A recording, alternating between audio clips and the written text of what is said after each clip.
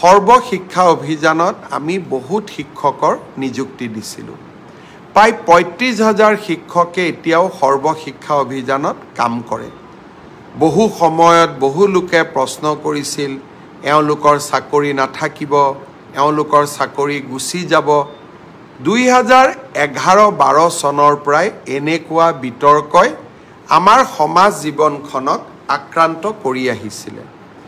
অহা ২ তাৰিখে আমি যোগ্য বুলি বিবেচিত প্ৰায় ২৪,০০০ শিক্ষকক চৰকাৰৰ আওতালৈ আনিম। অৰ্থাৎ এওঁলোক এতিয়াৰ পৰা চৰকাৰী শিক্ষক হ'ব। NPSৰ ব্যৱস্থা থাকিব।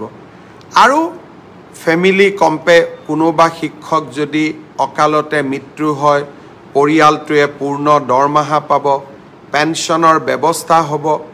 এটা তেওঁলোকে জীৱনত নতুন নিৰাপত্তা পাব। ২ তাৰিখে মই সকলো নিৰ্বাচিত শিক্ষকক আমাৰ খানাপাৰা ফিল্ডলৈ নিমন্ত্ৰণ জনাইছোঁ। তাতে আমি নিয়োগ পত্ৰসমূহ বিতৰণ। সৰ্বশিক্ষা অভিযানত আমি বহুত শিক্ষকৰ নিযুক্তি দিছিলোঁ। প্ৰায় ৩৫,০০০ শিক্ষকে এতিয়াও সৰ্বশিক্ষা অভিযানত কাম কৰে। বহু সময়ত বহু লোকে প্ৰশ্ন কৰিছিল, এওঁলোকৰ চাকৰি নাথাকিব, এওঁলোকৰ চাকৰি গুচি যাব।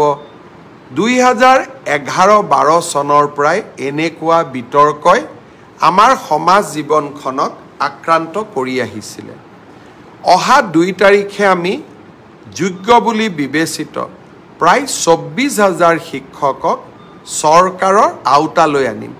অৰ্থাৎ এওঁলোক এতিয়াৰ পৰা চৰকাৰী শিক্ষক হ'ব। NPSৰ ব্যৱস্থা থাকিব। আৰু ফেমিলি কম্পে কোনোবা শিক্ষক যদি অকালতে মৃত্যু হয়, পৰিয়ালটোৱে পূৰ্ণ দৰমহা পাব, পেঞ্চনৰ ব্যৱস্থা হ'ব। এটা তেওঁলোকে জীৱনত নতুন নিৰাপত্তা পাব। ২ তাৰিখে মই সকলো নিৰ্বাচিত শিক্ষকক আমাৰ খানাপাৰা ফিল্ডলৈ নিমন্ত্ৰণ জনাইছোঁ। তাতে আমি নিয়োগ পত্ৰসমূহ বিতৰণ কৰিম।